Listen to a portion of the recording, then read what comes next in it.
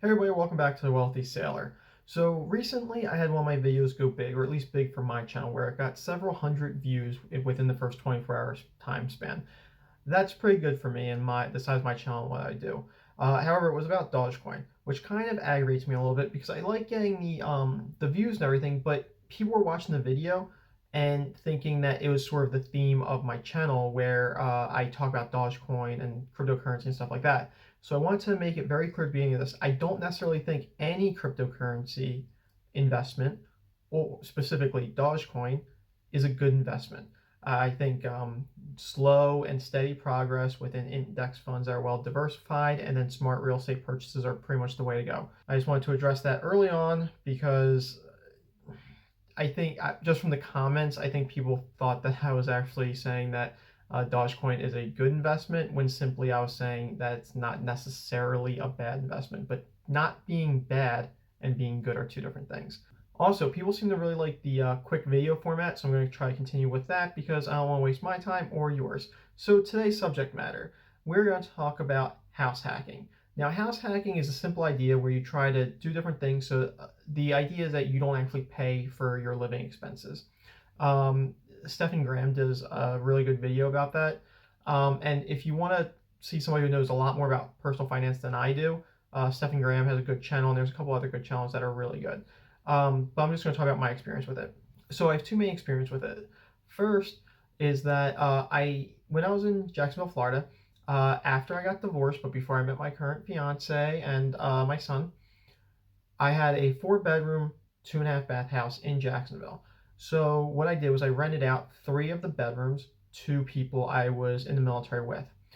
Now, it was good for them because they're getting this 3,600 square foot home for essentially a small amount because they're only paying for one room. And it was good for me because with all the rent included, I was paying nothing on my mortgage. Now, I did pay all the bills and utilities though because I felt like, that's something I should do. And it also made it a little easier for them because for them to move in and not have to worry about, internet or TV or electricity or anything like that, it really made things easier since most of these people moved into my place because they couldn't get a year lease anyone else. A lot of these people were transferring in like 6 months.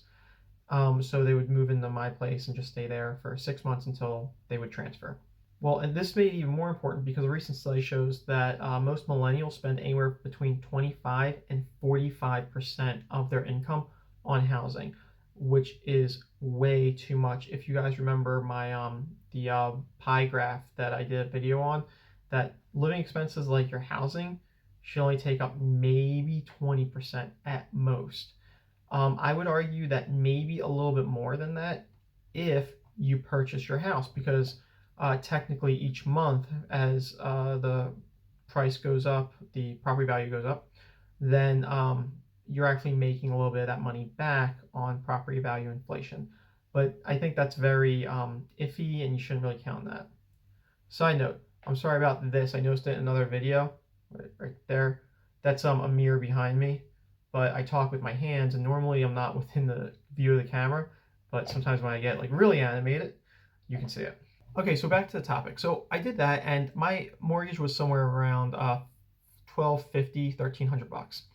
Well, I rented each room out for $500, so I was getting $1,500 back no matter what. And that even helped offset some of the bills that I was paying for. So for a couple months there, it was a super easy, financially for me. There are some cautionary tales here. So that pretty much stopped when my fiance and son moved in for several reasons. One, I only had one bathroom for all 3 of the other bedrooms to share. And I kind of figured nobody would want to share a bathroom with, at the time, a 9-year-old boy. He got messy at times. So to have an adult do that is kind of a pain. But also, there's a certain amount of so for me to trust one of my coworkers having to live in my house, that's one thing. But it's another thing to try to convince, my fiance and our son, and then to have, coworkers, but still relative strangers around kids and stuff like that. Not that I suspected anything or anything like that. It's just that it created an uncomfortable situation for like sort of everybody involved. So we kind of stopped doing that. We did have a roommate move in though when her and I both deployed at the same time to take care of the house and our dog. So he was super cool, but he liked it because, you know, he was taking care of the house and he got this big house to live in for 2 years during deployments. So it worked out for everybody involved.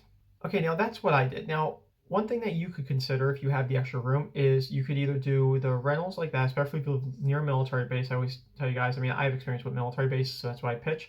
But if you don't live near a military base, I'm sure there's people that want to rent rooms, though. A military member has a built-in, we'll say, background check, because you can't be, you know, a convicted anything and get into the military. So if you're going to let somebody live in your house, be cautious and make sure you get background checks or whatever. Also, you could do Airbnb on your rooms. Like, I've never used Airbnb to rent a room, but I know they're pretty nice, and some of them are only like $40 a night. Well, that might not seem like a lot, but you could make $1,200 a month off of it, theoretically. So that could be your entire mortgage right there off doing Airbnb for just one room. You just have to keep it clean and stuff like that. Now, I did try my hand at renting something and then subletting it out. So basically, before I came out on this deployment, I contacted a bunch of people that had like nice homes for rent, and I sent them in this email, kind of this generic email about how, you know, I want to put their place up for rent. So what I would like to do is I'll pay them their rent each month, plus I'll give them first, last month's, and secure deposit, and even a little bit more in rent. And I guarantee you they'll get rent because I'll pay for it out of my own pocket if I don't make enough from renting it. And then I'll furnish it and I'll rent it out to Airbnbers. I have never been so happy with the rejection I got from an investment idea until when COVID hit. When COVID hit and I realized nobody's traveling, Airbnb is struggling, nobody's renting out, I was so thankful because I could have been on the hook for one, possibly two rent payments each month without any possibility of making that money back. Plus, you're out the money you invested in to get the places ready by decorating it and furnishing it. So I was really happy there. I got lucky. But even before that, most property owners were not interested in that. They didn't really want random people coming in and out. And they, especially like if they approve you, they don't want you to rent out to somebody else who might not be verified through their standards, like if they have a background check, credit check, stuff like that. Which brings me to another one that people talk about. They talk about renting a place and then subletting the entire place out. But again, most landlords will not allow that. Like in my leases for my rentals, I specifically put in there you will not sublet out because I approve you and your family live there and I know who you are. I've done the background check, I did the credit check, stuff like that. And in the case of my current renters in Jacksonville, I know they're military. I hate to sound like elitist or whatever, but being in the military, I know there's a lot of safeguards if you rent to military members. It's one, they can't really just ditch and leave because you can contact the base and locate them and you can file charges and stuff that way. However, caveat to that, military members, landlords cannot call your command and make you pay money. That's actually illegal. I'll probably make another video about that for my military members. But for those of you who aren't in the military, there is so much stuff you're told about like different things that you have to do or you can do or whatever that is completely false. And it took years and years to figure out what you're actually allowed to do and what you're not allowed to do. Because when you're in the military, one of the things that you're told is like make sure you pay all your bills because the bill collector can just call your command and your command will make you pay it immediately or whatever. They won't even launch an investigation. Years later, I mean like literally 9 years into my career, it turns out that it's completely false. And if that does happen, then the military member can actually sue the person trying to collect the debt. Now, it doesn't mean don't pay your debts, of course. It's just saying that they can't go through that one particular avenue to get money back. Well, guys, that's some of the ideas I had for different ways you can kind of save money with rent. Honestly, millennials, we need to get the amount of money we spend on rent down. So, I mean, I'm a big fan of just living below your means, but if you can't do that, most of us live in houses that are oversized. And when I say oversized, I mean more bedrooms than we need. Like I live in a 4-bedroom right now, and there's 3 human beings that live in the house. So obviously, like I'm a culprit of the thing I'm warning you guys not to do. I understand some people are like, oh, well, I need a guest room. It's like, okay, but if you need a guest room, you can rent out the guest room if you want. It's up to you guys. I'm not living your life. I'm not trying to control what you guys do. I'm just offering suggestions here.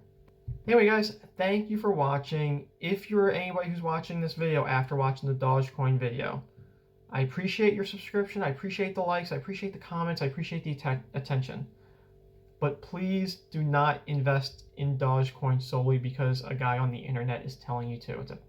I'm not saying it's a bad investment. I'm saying it's a risky one. There's really no evidence to support it swaying from one way or the other, so just keep that in mind. Anyway, guys, thanks for watching. Leave a comment, like, share, subscribe, whatever you guys want to do, and keep saving.